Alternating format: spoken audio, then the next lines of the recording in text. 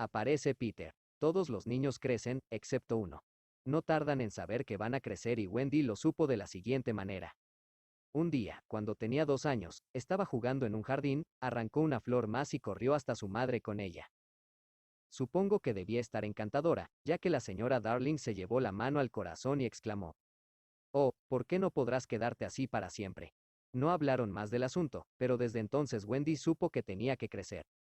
Siempre se sabe eso a partir de los 2 años. Los 2 años marcan el principio del fin. Como es natural, vivían en el 14 y hasta que llegó Wendy su madre era la persona más importante. Era una señora encantadora, de mentalidad romántica y dulce boca burlona. Su mentalidad romántica era como esas cajitas, procedentes del misterioso oriente, que van unas dentro de las otras y que por muchas que uno descubra siempre hay una más. Y su dulce boca burlona guardaba un beso que Wendy nunca pudo conseguir, aunque allí estaba, bien visible en la comisura derecha. Así es como la conquistó el señor Darling. Los numerosos caballeros que habían sido muchachos cuando ella era una jovencita descubrieron simultáneamente que estaban enamorados de ella y todos corrieron a su casa para declararse, salvo el señor Darling, que tomó un coche y llegó el primero y por eso la consiguió. Lo consiguió todo de ella, menos la cajita más recóndita y el beso. Nunca supo lo de la cajita y con el tiempo renunció a intentar obtener el beso. Wendy pensaba que Napoleón podría haberlo conseguido, pero yo me lo imagino intentándolo y luego marchándose furioso, dando un portazo. El señor Darling se vanagloriaba ante Wendy de que la madre de ésta no solo lo quería, sino que lo respetaba. Era uno de esos hombres astutos que lo saben todo acerca de las acciones y las cotizaciones. Por supuesto, nadie entiende de eso realmente, pero él daba la impresión de que sí lo entendía y comentaba a menudo que las cotizaciones estaban en alza y las acciones en baja con un aire que habría hecho que cualquier mujer lo respetara. La señora Darling se casó de blanco y al principio llevaba las cuentas perfectamente, casi con alegría, como si fuera un juego, y no se le escapaba ni una col de Bruselas, pero poco a poco empezaron a desaparecer coliflores enteras y en su lugar aparecían dibujos de bebés sin cara. Los dibujaba cuando debería haber estado haciendo la suma total. Eran los presentimientos de la señora Darling.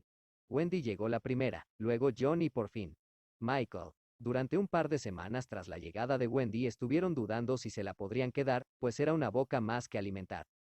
El señor Darling estaba orgullosísimo de ella, pero era muy honrado y se sentó en el borde de la cama de la señora Darling, sujetándole la mano y calculando gastos, mientras ella lo miraba implorante. Ella quería correr el riesgo, pasara lo que pasara, pero él no hacía las cosas así. Él hacía las cosas con un lápiz y un papel y si ella lo confundía haciéndole sugerencias tenía que volver a empezar desde el principio. No me interrumpas, le rogaba. Aquí tengo una libra con 17 y 2,6 en la oficina. Puedo prescindir del café en la oficina. Pongamos 10 chelines, que hacen 2 libras, 9 peniques y 6 chelines, con tus 18 y 3 hacen 3 libras, 9 chelines y 7 peniques. ¿Quién está moviéndose? 8, 9, 7, coma y me llevo 7. No hables, mi amor. Y la libra que le prestaste a ese hombre que vino a la puerta. Calla, niña. Coma y me llevo, niña. ¿Ves? Ya está mal. He dicho 9 libras, 9 chelines y 7 peniques.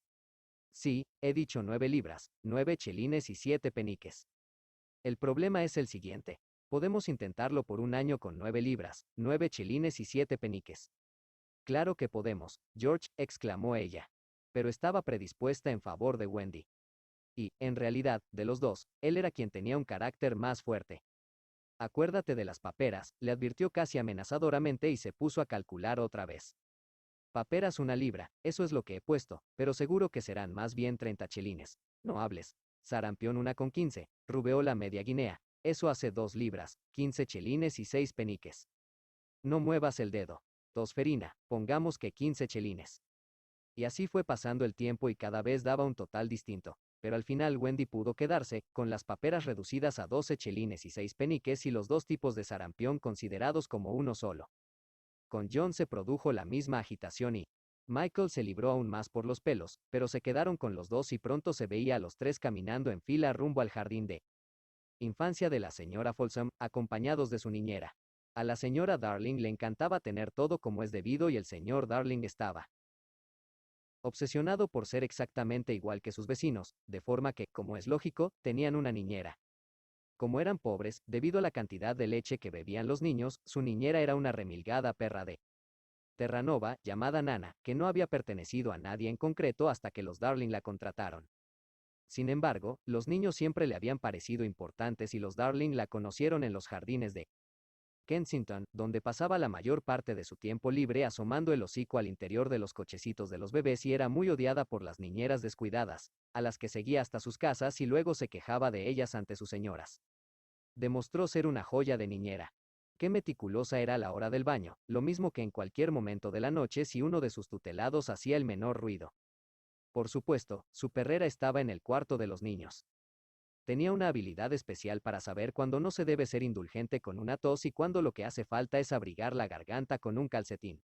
Hasta el fin de sus días tuvo fe en remedios anticuados como el ruibarbo y soltaba gruñidos de desprecio ante toda esa charlatán de moda sobre los gérmenes y cosas así. Era una lección de decoro verla cuando escoltaba a los niños hasta la escuela, caminando con tranquilidad a su lado si se portaban bien y obligándolos a ponerse en fila otra vez si se dispersaban. En la época en que John comenzó a ir al colegio jamás se olvidó de su jersey y normalmente llevaba un paraguas en la boca por si llovía. En la escuela de la señorita Folsom hay una habitación en el bajo donde esperan las niñeras. Ellas se sentaban en los bancos, mientras que Nana se echaba en el suelo, pero esa era la única diferencia. Ellas hacían como si no la vieran, pues pensaban que pertenecía a una clase social inferior a la suya y ella despreciaba su charla superficial. Le molestaba que las amistades de la señora Darling visitaran el cuarto de los niños, pero si llegaban, primero le quitaba rápidamente a Michael el delantal y le ponía el de bordados azules, le arreglaba a Wendy la ropa y le alisaba el pelo a John. Ninguna guardería podría haber funcionado con mayor corrección y el señor Darling lo sabía, pero a veces se preguntaba inquieto si los vecinos hacían comentarios.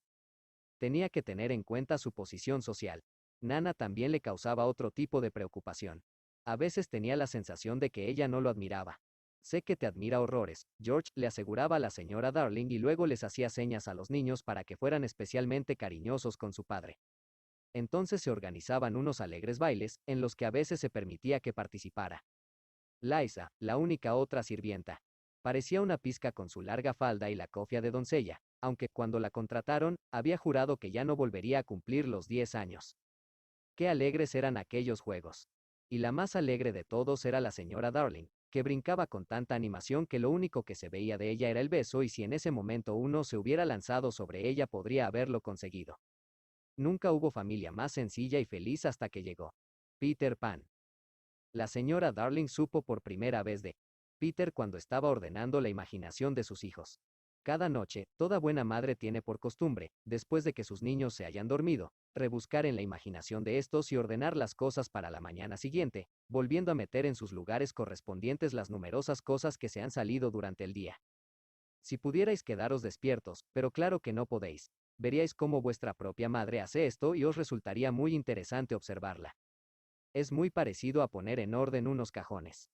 Supongo que la veríais de rodillas, repasando divertida algunos de vuestros contenidos, preguntándose de dónde habíais sacado tal cosa, descubriendo cosas tiernas y no tan tiernas, acariciando esto con la mejilla como si fuera tan suave como un gatito y apartando rápidamente esto otro de su vista. Cuando os despertáis por la mañana, las travesuras y los enfados con que os fuisteis a la cama han quedado recogidos y colocados en el fondo de vuestra mente y encima, bien aireados. Están extendidos vuestros pensamientos más bonitos, preparados para que os los pongáis. No sé si habéis visto alguna vez un mapa de la mente de una persona. A veces los médicos trazan mapas de otras partes vuestras y vuestro propio mapa puede resultar interesantísimo, pero a ver si alguna vez los pilláis trazando el mapa de la mente de un niño, que no solo es confusa, sino que no para de dar vueltas. Tiene líneas en zigzag como las oscilaciones de la temperatura en un gráfico cuando tenéis fiebre y que probablemente son los caminos de la isla, pues el país de nunca jamás es siempre una isla, más o menos, con asombrosas pinceladas de color aquí y allá, con arrecifes de coral y embarcaciones de aspecto veloz en alta mar, con salvajes y guaridas solitarias y gnomos que en su mayoría son sastres, cavernas por las que corre un río, príncipes con 6 hermanos mayores, una choza que se descompone rápidamente y una señora muy bajita y anciana con la nariz ganchuda. Si eso fuera todo sería un mapa sencillo, pero también está el primer día de escuela, la religión, los padres, el estanque redondo, la costura, asesinatos, ejecuciones, verbos que rigen dativo, el día de comer pastel de chocolate, ponerse tirantes, dime la tabla del 9, 3 peniques por arrancarse un diente uno mismo y muchas cosas más que son parte de la isla o, si no, constituyen otro mapa que se transparenta a través del primero y todo ello es bastante confuso, sobre todo porque nada se está quieto. Como es lógico, los países del nunca jamás son muy distintos. El de John, por ejemplo, tenía una laguna con flamencos que volaban por encima y que John cazaba con una escopeta, mientras que Michael, que era muy pequeño, tenía un flamenco con lagunas que volaban por encima. John vivía en una barca encallada del revés en la arena, Michael en una tienda india, Wendy en una casa de hojas muy bien cosidas. John no tenía amigos. Michael tenía amigos por la noche, Wendy tenía un lobito abandonado por sus padres. Pero en general los países de nunca jamás tienen un parecido de familia y si se colocaran inmóviles en fila uno tras otro se podría decir que las narices son idénticas, etc.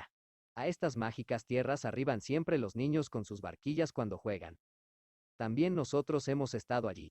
Aún podemos oír el ruido del oleaje, aunque ya no desembarcaremos jamás. De todas las islas maravillosas, la de nunca jamás es la más acogedora y la más comprimida. No se trata de un lugar grande y desparramado, con incómodas distancias entre una aventura y la siguiente, sino que todo está agradablemente amontonado. Cuando se juega en ella durante el día con las sillas y el mantel, no da ningún miedo, pero en los 2 minutos antes de quedarse uno dormido se hace casi realidad. Por eso se ponen luces en las mesillas. A veces, en el transcurso de sus viajes por las mentes de sus hijos, la señora Darling encontraba cosas que no conseguía entender y de estas la más desconcertante era la palabra Peter. No conocía a ningún Peter y, sin embargo, en las mentes de John y Michael aparecía aquí y allá, mientras que la de Wendy empezaba a estar invadida por todas partes de él. El nombre destacaba en letras mayores que las de cualquier otra palabra y mientras la señora Darling lo contemplaba le daba la impresión de que tenía un aire curiosamente descarado. Sí, es bastante descarado, admitió Wendy a regañadientes. Su madre le había estado preguntando. ¿Pero quién es, mi vida? Es Peter Pan, mamá, ¿no lo sabes? Al principio la señora Darling no lo sabía, pero después de hacer memoria y recordar su infancia se acordó de un tal Peter Pan que se decía que vivía con las hadas. Se contaban historias extrañas sobre él, como que cuando los niños morían él los acompañaba parte del camino para que no tuvieran miedo. En aquel entonces ella creía en él, pero ahora que era una mujer casada y llena de sentido común dudaba seriamente que tal persona existiera. Además, le dijo a Wendy, ahora ya sería mayor. Oh no, no ha crecido, le aseguró Wendy muy convencida, es de mi tamaño. Quería decir que era de su tamaño tanto de cuerpo como de mente, no sabía cómo lo sabía, simplemente lo sabía. La señora Darling pidió consejo al señor Darling, pero este sonrió sin darle importancia. Fíjate en lo que te digo, dijo, es una tontería que Nana les ha metido en la cabeza. Es justo el tipo de cosa que se le ocurriría a un perro. Olvídate de ello y ya verás cómo se pasa. Pero no se pasaba y no tardó el molesto niño en darle un buen susto a la señora Darling. Los niños corren las aventuras más raras sin inmutarse. Por ejemplo, puede que se acuerden de comentar, una semana después de que haya ocurrido la cosa, que cuando estuvieron en el bosque se encontraron con su difunto padre y jugaron con él. De esta forma tan despreocupada fue como una mañana Wendy reveló un hecho inquietante. Aparecieron unas cuantas hojas de árbol en el suelo del cuarto de los niños, hojas que ciertamente no habían estado allí cuando los niños se fueron a la cama y la señora Darling se estaba preguntando de dónde habrían salido cuando Wendy dijo con una sonrisa indulgente. Seguro que ha sido ese Peter otra vez. ¿Qué quieres decir, Wendy? Está muy mal que no barra, dijo Wendy, suspirando. Era una niña muy pulcra. Explicó con mucha claridad que le parecía que a veces Peter se metía en el cuarto de los niños por la noche y se sentaba a los pies de su cama y tocaba la flauta para ella. Por desgracia nunca se despertaba, así que no sabía cómo lo sabía, simplemente lo sabía. Pero qué bobadas dices, preciosa. Nadie puede entrar en la casa sin llamar. Creo que entra por la ventana, dijo ella. Pero, mi amor, hay 3 pisos de altura. ¿No estaban las hojas al pie de la ventana, mamá? Era cierto, las hojas habían aparecido muy cerca de la ventana. La señora Darling no sabía qué pensar, pues a Wendy todo aquello le parecía tan normal que no se podía desechar diciendo que lo había soñado. Hija mía, exclamó la madre, ¿por qué no me has contado esto antes? Se me olvidó, dijo Wendy sin darle importancia. Tenía prisa por desayunar. Bueno, seguro que lo había soñado. Pero, por otra parte, allí estaban las hojas. La señora Darling las examinó atentamente. Eran hojas secas, pero estaba segura de que no eran de ningún árbol propio de Inglaterra. Gateó por el suelo, escudriñándolo a la luz de una vela en busca de huellas de algún pie extraño. Metió el atizador por la chimenea y golpeó las paredes. Dejó caer una cinta métrica desde la ventana hasta la acera y era una caída en picado de 30 pies, sin ni siquiera un canalón al que agarrarse para trepar. Desde luego, Wendy lo había soñado.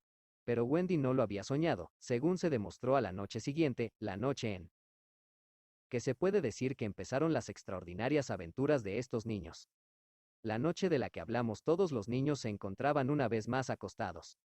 Daba la casualidad de que era la tarde libre de Nana y la señora Darling los bañó y cantó para ellos hasta que uno por uno le fueron soltando la mano y se deslizaron en el país de los sueños. Tenían todos un aire tan seguro y apacible que se sonrió por sus temores y se sentó tranquilamente a coser junto al fuego. Era una prenda para Michael, que en el día de su cumpleaños iba a empezar a usar camisas. Sin embargo, el fuego daba calor y el cuarto de los niños estaba apenas iluminado por 3 lamparillas de noche y al poco rato la labor quedó en el regazo de la señora Darling. Luego ésta empezó a dar cabezadas con gran delicadeza. Estaba dormida. Miradlos a los 4, Wendy y Michael allí, John aquí y la señora Darling junto al fuego. Debería haber habido una cuarta lamparilla. Mientras dormía tuvo un sueño. Soñó que el país de nunca jamás estaba demasiado cerca y que un extraño chiquillo había conseguido salir de él. No le daba miedo, pues tenía la impresión de haberlo visto ya en las caras de muchas mujeres que no tienen hijos. Quizás también se encuentre en las caras de algunas madres. Pero en su sueño había rasgado el velo que oscurece el país de nunca jamás y vio que Wendy, John y Michael atisbaban por el hueco. El sueño de por sí no habría tenido importancia alguna, pero mientras soñaba, la ventana del cuarto de los niños se abrió de golpe y un chiquillo se posó en el suelo. Iba acompañado de una curiosa luz, no más grande que un puño, que revoloteaba por la habitación como un ser vivo y creo que debió de ser esta luz lo que despertó a la señora Darling. Se sobresaltó soltando un grito y vio al chiquillo y de alguna manera supo al instante que se trataba de Peter Pan. Si vosotros o Wendy o yo hubiéramos estado allí nos habríamos dado cuenta de que se parecía mucho al beso de la señora Darling.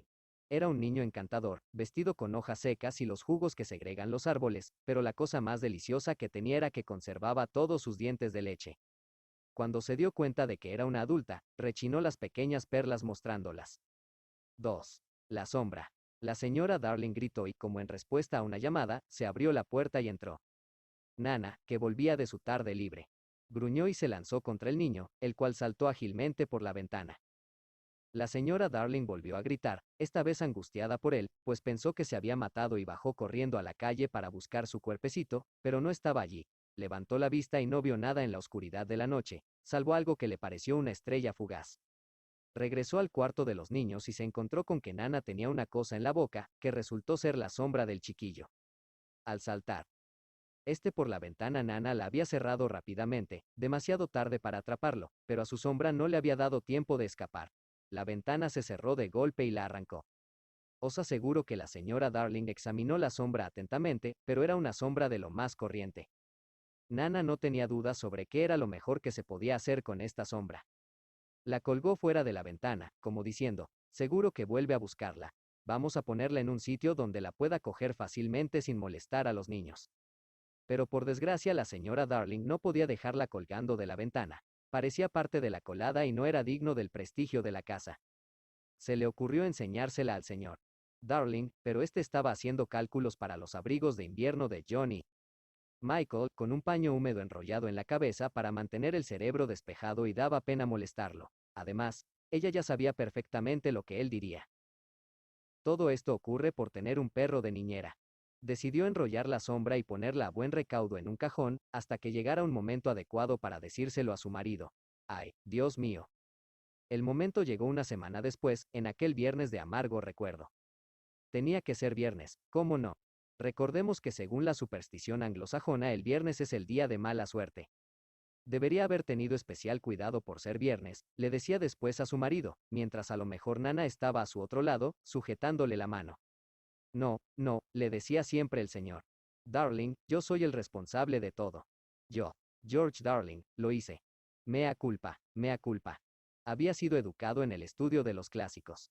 Así se quedaban sentados noche tras noche recordando aquel fatídico viernes hasta que cada detalle quedaba grabado en sus cerebros y salía por el otro lado como las caras de una acuñación defectuosa. Si yo no hubiera aceptado esa invitación para cenar con los del 27, decía la señora Darling. Si yo no hubiera echado mi medicina en el tazón de Nana, decía el señor Darling. Si yo hubiera fingido que me gustaba la medicina, decían los ojos húmedos de Nana. Por culpa de mi afición a las fiestas. George. Por culpa de mi nefasto sentido del humor, mi vida. Por culpa de mi susceptibilidad por tonterías, queridos amos. Entonces al menos uno de ellos se derrumbaba por completo. Nana por pensar. Es cierto, no deberían haber tenido un perro de niñera. Muchas veces era el señor Darling quien enjugaba los ojos de Nana con un pañuelo. Ese canalla, exclamaba el señor Darling y Nana lo apoyaba con un ladrido, pero la señora Darling nunca vituperaba a Peter. Había algo en la comisura derecha de su boca que no quería que insultara a Peter. Se quedaban sentados en el vacío cuarto de los niños, recordando con fervor hasta el más mínimo detalle de aquella espantosa noche. Se había iniciado de una forma normal, exactamente igual que tantas otras noches, cuando Nana preparó el agua para el baño de Michael y lo llevó hasta él subido en el lomo. No quiero irme a la cama, chilló él, como quien piensa que tiene la última palabra sobre el asunto. No quiero, no quiero. Nana, todavía no son las 6. Por favor, ya no te querré más, Nana. Te digo que no me quiero bañar, no y no. Entonces entró la señora Darling, vestida con su traje de noche blanco. Se había arreglado temprano porque a Wendy le encantaba verla en traje de noche, con el collar que George le había regalado. Llevaba la pulsera de Wendy en el brazo, le había pedido que se la prestara. A Wendy le encantaba prestarle la pulsera a su madre. Encontró a sus dos hijos mayores jugando a que eran ella misma y su padre en el día del nacimiento de Wendy y John estaba diciendo: Señora Darling, me complace comunicarle que es usted madre, y lo dijo exactamente en el mismo tono en que el señor Darling lo podría haber dicho en la auténtica ocasión. Wendy bailó de alegría, como lo habría hecho la auténtica señora Darling. Luego nació John, con la pompa extraordinaria que según él se merecía el nacimiento de un varón, y Michael volvió del baño y pidió nacer también, pero John dijo cruelmente que ya no querían más. Michael casi se echó a llorar. Nadie me quiere, dijo, y por supuesto, la señora del traje de noche no pudo soportarlo. Yo sí, dijo. Yo sí que quiero un tercer hijo. ¿Niño o niña?, preguntó Michael, sin demasiadas esperanzas. Niño. Entonces él se echó en sus brazos.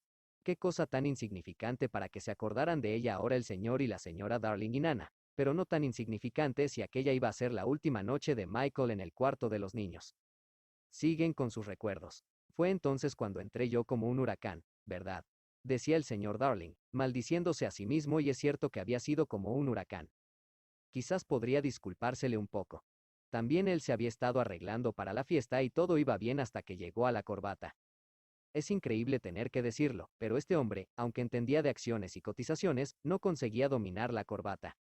A veces la prenda cedía ante él sin presentar batalla, pero había ocasiones en que habría sido mejor para la casa si se hubiera tragado el orgullo y se hubiera puesto una corbata de nudo hecho. Esta fue una de esas ocasiones. Entró corriendo en el cuarto de los niños con la terca corbata toda arrugada en la mano. Pero bueno, ¿qué ocurre, papá querido? ¿Qué ocurre?, aulló él, porque aulló de verdad. Pues esta corbata, que no se anuda. Se puso peligrosamente sarcástico. Alrededor de mi cuello, no. Pero alrededor del barrote de la cama, sí, ya lo creo. 20 veces he logrado ponerla alrededor del barrote de la cama, pero alrededor de mi cuello, no. Que, por favor, la disculpe.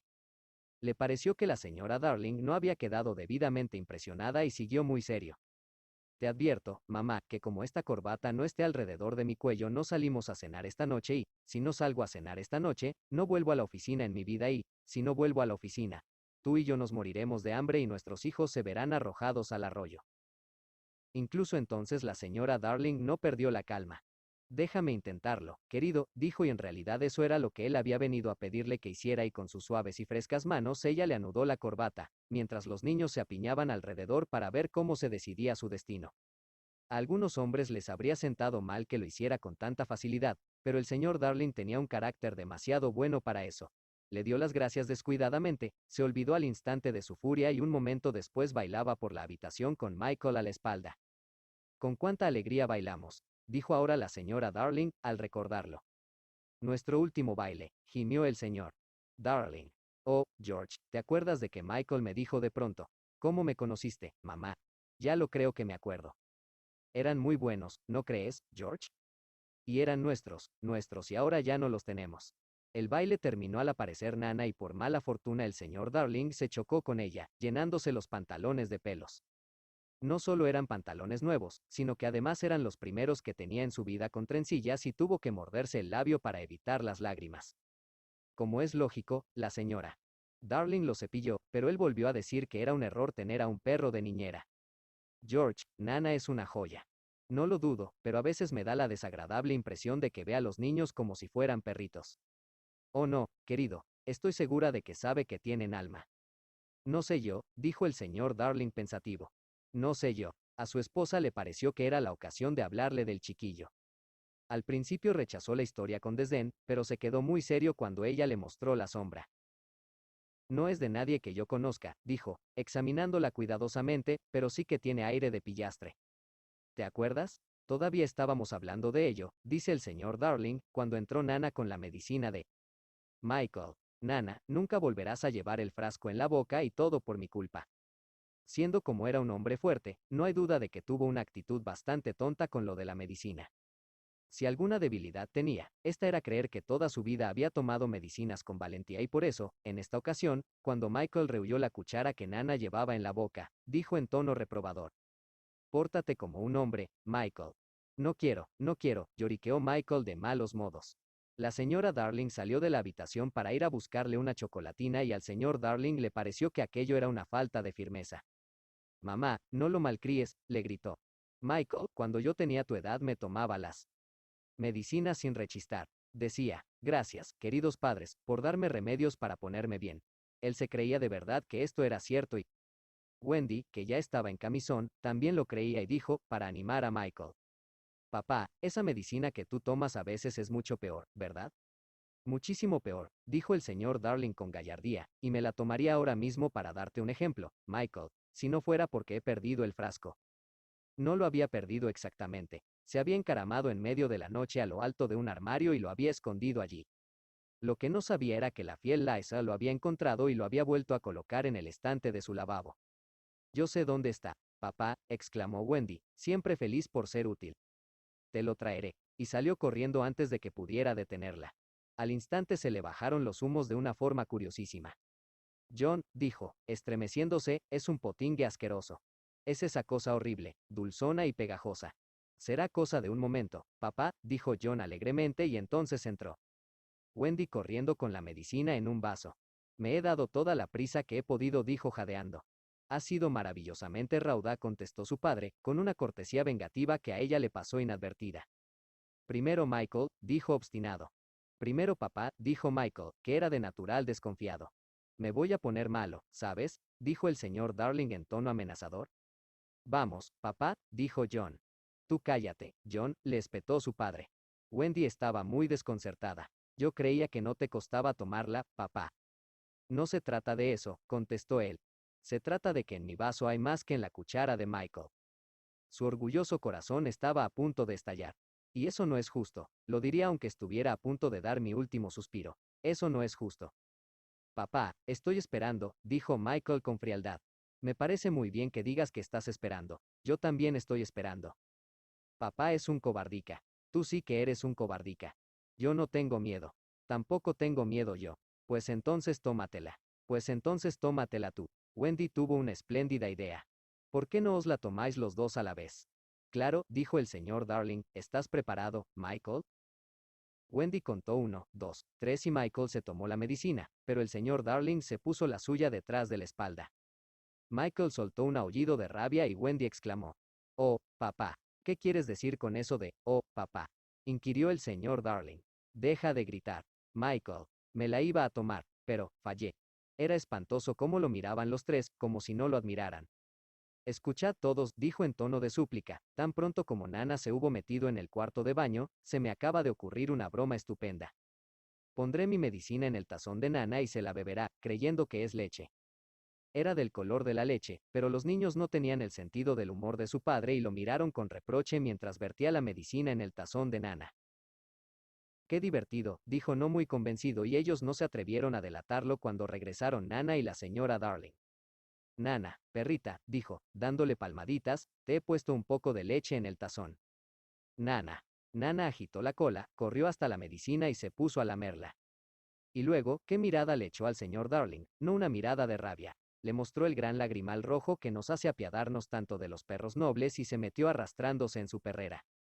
El señor Darling estaba avergonzadísimo de sí mismo, pero no cedió. En medio de un horrible silencio la señora Darling olisqueó con acento agudo el tazón. Pero George, dijo, si es tu medicina. Solo era una broma, rugió él, mientras ella consolaba a los chicos y Wendy abrazaba a Nana. Pues sí que sirve de mucho, dijo él amargamente, que yo me mate tratando de hacer gracias en esta casa. Y Wendy seguía abrazando a Nana. Muy bien, gritó él, mímala. A mí nadie me mima. No, claro que no. Yo solo soy el que trae el pan a esta casa, así que ¿por qué habría que mimarme? A ver, ¿por qué? ¿Por qué? ¿Por qué? George, le rogó la señora Darling, no grites tanto, que te van a oír los criados. Por alguna razón habían adquirido la costumbre de llamar a Liza los criados. Pues que me oigan, contestó él sin miramientos. Que me oiga el mundo entero. Pero me niego a dejar que ese perro siga haciéndose el amo del cuarto de mis niños una hora más. Los niños se echaron a llorar y Nana corrió hasta él suplicante, pero él la apartó. Volvía a sentirse un hombre fuerte. Es inútil, exclamó. El lugar que te corresponde es el patio y allí es donde te voy a atar en este mismo instante. George. George, susurró la señora. Darling, recuerda lo que te he dicho sobre ese chiquillo. Pero, ay, él no la escuchó. Estaba dispuesto a demostrar quién era el amo de esa casa y cuando las órdenes no consiguieron hacer salir a Nana de su perrera, la sacó engatusándola con dulces palabras y agarrándola bruscamente, la arrastró fuera del cuarto de los niños. Todo aquello se debía a su carácter demasiado afectuoso, que ansiaba ser objeto de admiración. Cuando la hubo atado en el patio trasero, el desdichado padre se fue y se sentó en el pasillo, apretándose los ojos con los nudillos. Entretanto, la señora Darling había metido a los niños en la cama en medio de un inusitado silencio y había encendido sus lamparillas de noche. Oían ladrar a Nana y John dijo lloriqueando. Es porque la está atando en el patio. Pero Wendy era más perceptiva. Ese no es el ladrido de queja de Nana, dijo, sin sospechar lo que estaba a punto de ocurrir, ese es el ladrido de cuando huele algún peligro. Peligro. ¿Estás segura, Wendy? Oh, sí. La señora Darling se estremeció y se acercó a la ventana. Estaba bien cerrada. Miró hacia afuera y la noche estaba salpicada de estrellas. Estaban agrupándose alrededor de la casa, como si tuvieran curiosidad por ver lo que iba a pasar allí, pero ella no se dio cuenta de esto, ni de que una o dos de las más pequeñas le hacían guiños. No obstante, un miedo impreciso se apoderó de su corazón y le hizo exclamar: ay, ojalá no tuviera que ir a una fiesta esta noche. Incluso Michael, que ya estaba medio dormido, se dio cuenta de que estaba preocupada y preguntó: mamá, ¿es que hay algo que nos pueda hacer daño, después de encender las lamparillas de noche? No, mi vida, dijo ella, son los ojos que una madre deja para proteger a sus hijos. Fue de cama en cama cantándoles cosas bonitas y el pequeño Michael le echó los brazos al cuello. Mamá, exclamó, estoy contento de tenerte. Fueron las últimas palabras que le oiría pronunciar durante mucho tiempo. El número 27 solo estaba a unas cuantas yardas de distancia, pero había caído una ligera nevada y los padres Darling caminaron con cuidado para no mancharse los zapatos. Ya eran las únicas personas que había en la calle y todas las estrellas los observaban. Las estrellas son hermosas, pero no pueden participar activamente en nada, tienen que limitarse a observar eternamente. Es un castigo que les fue impuesto por algo que hicieron hace tanto tiempo que ninguna estrella se acuerda ya de lo que fue. Por ello, a las más viejas se les han puesto los ojos vidriosos y rara vez hablan. El parpadeo es el lenguaje de las estrellas, pero las pequeñas todavía sienten curiosidad. No es que sean realmente amigas de Peter, el cual tiene la traviesa costumbre de acercarse sigilosamente por detrás y tratar de apagarlas de un soplido, pero como les gusta tanto divertirse, esta noche se pusieron de su parte y estaban deseando que los mayores se quitaran de en medio. De modo que en cuanto la puerta del 27 se cerró tras el señor y la señora Darling, hubo una conmoción en el firmamento y la más pequeña de todas las estrellas de la Vía Láctea gritó: ahora, Peter. 3. Vámonos, vámonos. Durante un rato después de que el señor y la señora Darling se fueran de la casa, las lamparillas que estaban junto a las camas de los tres niños siguieron ardiendo alegremente.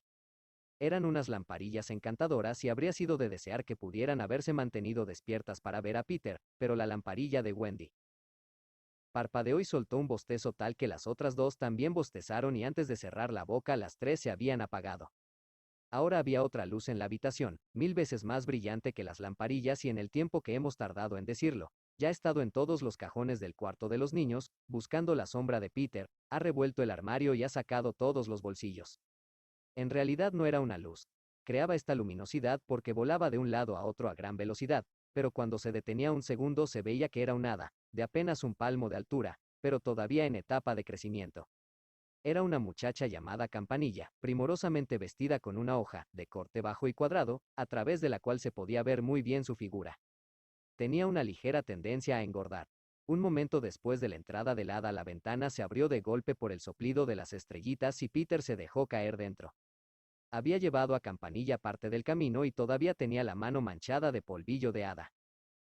Campanilla llamó en voz baja, tras asegurarse de que los niños estaban dormidos. Campanilla, ¿dónde estás? En ese momento estaba en un jarro, disfrutando de lo lindo. No había estado en un jarro en su vida. Vamos, sal de ese jarro y dime, ¿sabes dónde han puesto mi sombra? Un tintineo maravilloso como de campanas doradas le contestó. Ese es el lenguaje de las hadas. Los niños normales no lo oís nunca, pero si lo pudierais oír os daríais cuenta de que ya lo habíais oído en otra ocasión. Campanilla dijo que la sombra estaba en la caja grande. Quería decir la cómoda y Peter se lanzó sobre los cajones, tirando lo que contenían al suelo con las dos manos, del mismo modo en que los reyes lanzan monedas a la muchedumbre. Al poco ya había recuperado su sombra y con el entusiasmo se olvidó de que había dejado a Campanilla encerrada en el cajón. Lo único que pensaba, aunque no creo que pensara jamás, era que su sombra y él, cuando se juntaran, se unirían como dos gotas de agua y cuando no fue así se quedó horrorizado. Intentó pegársela con jabón del cuarto de baño, pero eso también falló. Un escalofrío recorrió a Peter, que se sentó en el suelo y se echó a llorar. Sus sollozos despertaron a Wendy, que se sentó en la cama. No se alarmó al ver a un desconocido llorando en el suelo del cuarto, solo sentía un agradable interés. Niño, dijo con cortesía, ¿por qué lloras? Peter también podía ser enormemente cortés, pues había aprendido los buenos modales en las ceremonias de las hadas y se levantó y se inclinó ante ella con gran finura. Ella se sintió muy complacida y lo saludó con elegancia desde la cama. ¿Cómo te llamas?, preguntó él. Wendy Moira Angela Darling, replicó ella con cierta satisfacción. ¿Y tú, cómo te llamas? Peter Pan. Ella ya estaba segura de que tenía que ser Peter, pero le parecía un nombre bastante corto. ¿Eso es todo? Sí, dijo él con aspereza. Por primera vez le parecía que era un nombre algo corto. ¿Cómo lo siento?, dijo Wendy Moira Angela. No es nada, masculló Peter. Ella le preguntó dónde vivía. Segunda a la derecha, dijo Peter, y luego todo recto hasta la mañana. ¿Qué dirección más rara? Peter se sintió desalentado. Por primera vez le parecía que quizás sí que era una dirección rara. No, no lo es.